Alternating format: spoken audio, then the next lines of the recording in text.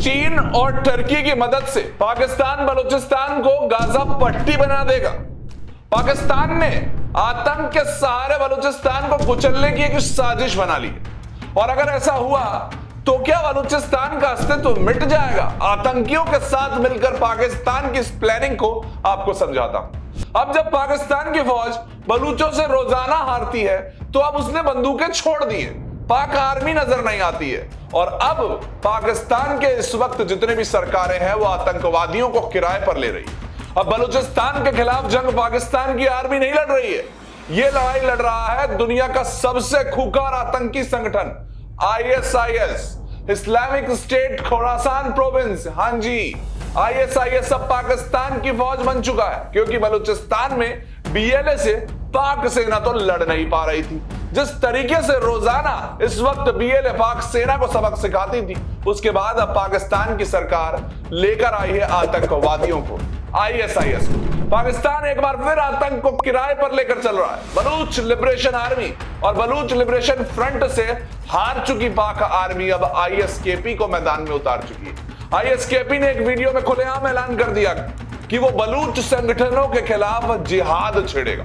उन्होंने माना कि पाकिस्तान के मस्तंग जिले में उनके ट्रेनिंग कैंप भी हैं, यानी कि पाकिस्तान अब ऑफिशियली एक टेरर लॉन्च पैड बन चुका है और बलूचिस्तान में कुछ बड़ा होने वाला है।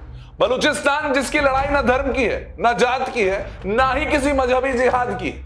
ये लड़ाई है आजादी की, लोकतंत्र की और इंसानी हकों की। लेकिन पाकिस्तान को यह बात रास नहीं आ रही है। अपनी ही जगह पर कोई आजादी क्यों मांग रहा है, वहां आतंकवाद क्यों नहीं है बलूचिस्तान में? यही तो इस वक्त पाकिस्तान की इस वक्त जो सरकारें हैं उनको अच्छा नहीं लग रहा। उसे एक सेक्युलर सोच से डर लगता है और इसलिए अब उसने इस आंदोलन को इस्लामिक कट्टरपंथ कह दिया है, जो बलूचिस्तान अपनी आजादी घोषित कर चुका है, बता चुका है कि अब हम ये जो पाकिस्तान ने जितना उन्हें दबाया इतने सालों अब नहीं दबेंगे। तो अब इस वक्त इस्लामिक कट्टरपंथ को लेकर यहां पर पाकिस्तान ने बलूचिस्तान में एक बड़ी साजिश रची। पाकिस्तान की ISI अब कोई इंटेलिजेंस एजेंसी नहीं है, ये एक टेरर मैनेजमेंट कंपनी बन चुकी है और इसका इस वक्त पूरा ध्यान बलूचिस्तान की तरफ है। ISIS, लश्कर-ए-तैयबा, JEM और ISKP ये सब अब पाकिस्तानी स्टेट के आउटसोर्स आतंक बन चुके हैं। जब फौज हारने लगी तब आतंकी लॉन्च कर दिए पाकिस्तान। अब इस आतंकी खेल में पाकिस्तान अकेला नहीं है, समझिए चीन और टर्की भी मैदान में आ चुके हैं। चीन ISI को दे रहा है हाईटेक हथियार, सर्वेलेंस ड्रोन्स और मिसाइल सिस्टम। टर्की क्या दे रहा है? टर्की ड्रोन टेक्नोलॉजी और पॉलिटिकल सपोर्ट, क्योंकि उसकी कट्टरपंथी सरकार बलूच सेक्युलर आंदोलन को पसंद ही नहीं करती। यानी कि पाकिस्तान आतंकवादियों के साथ चीन और टर्की को भी लेकर अब बलूचिस्तान में घुस चुका। यानी अब बलूचिस्तान को घेरने की 3 तरफा साजिश चल रही। पाक की फौज, चीन की तकनीक और टर्की का इस्लामी एजेंडा।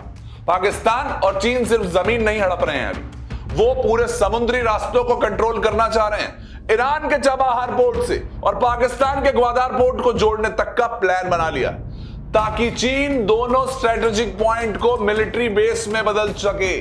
चीन के खिलाफ भी तो बलूचिस्तान लिबरेशन आर्मी इस वक्त लड़ने के लिए आई थी, क्योंकि बलूचिस्तान की जगह को पाकिस्तान बेच चुका था। और अगर ऐसा हुआ तो बलूचिस्तान का भूगोल, इतिहास और पहचान क्या तीनों मिट जाएंगे?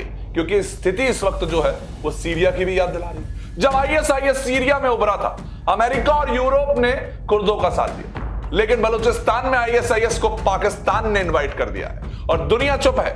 ये एक चुप्पी एक दिन सबको महंगी पड़ेगी। पूरी दुनिया बलूचिस्तान की हालत देख रही है, लेकिन आज बलूचिस्तान में जो हो रहा है, अब पाकिस्तान ने जो एक साजिश रची वो बहुत खतरनाक है। बलूचिस्तान की लड़ाई अब सिर्फ आजादी की नहीं है, ये इंसानियत के आखिरी मोर्चों की लड़ाई बन चुकी है। और अगर आज ISIS की आर्मी बलूचिस्तान को कुचल देती है तो कल यही मॉडल आपके देश, आपके शहर, आपके भविष्य में दोहराया जाएगा।